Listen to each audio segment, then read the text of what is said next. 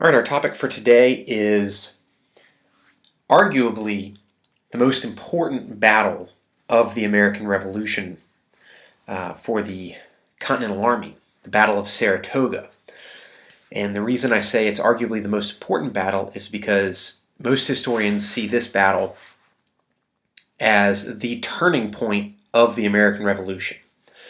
Prior to the Battle of Saratoga, the British had really been in the driver's seat. The British had won most of the battles and controlled the major cities. They controlled New York, they controlled Philadelphia, and so the Continental Army needed a boost. They needed a way to turn things around, and that happens at the Battle of Saratoga, and we're going to explore why. So, Washington's army at this point was split up into a couple smaller armies, and one of his smaller armies was in upstate New York near Albany. And the British came up with a plan to defeat the Americans near Albany. And the idea was if they could capture this army and defeat the Americans, it would completely cut New England off from the other colonies. If you remember, that was one of the reasons for trying to take control of New York City, right? Was that you could take the Hudson River and use that to try to cut New England off from the rest of the American colonies. The plan that the British had was that they would take three armies, come together from three different directions, and trap the Americans at Albany. But, as we're going to see, the British plan did not work like it was supposed to.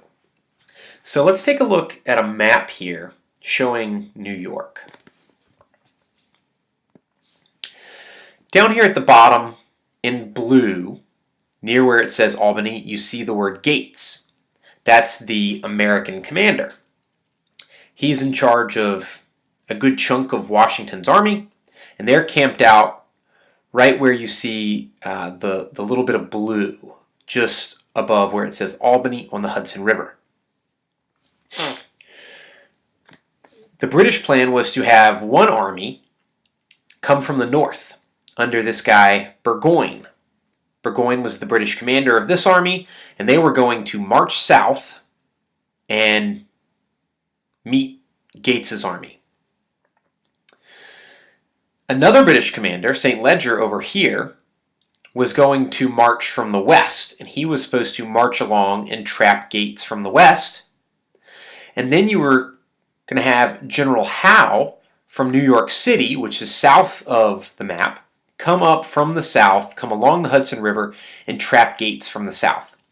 So the plan makes a lot of sense, right? You're going to trap Gates from three different sides, he'll be outnumbered, and he'll have to give up. And that would be a huge blow to the American cause. On paper, it sounds like a really good idea.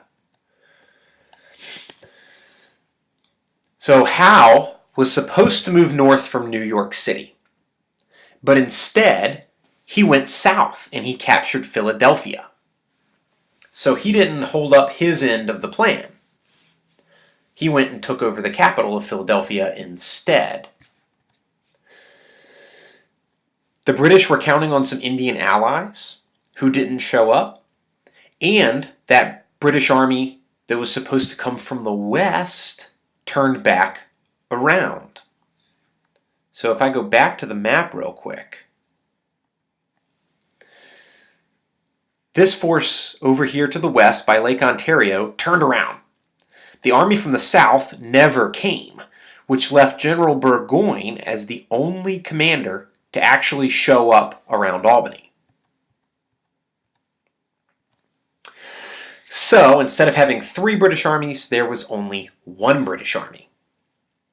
The Americans acted very bravely and cut off the British escape route back north to Canada. and cut off their access to supplies. So Burgoyne finds himself as the only British commander there. He's expecting 2 other armies. His is the only one that shows up, and the Americans have cut him off. So he is trapped.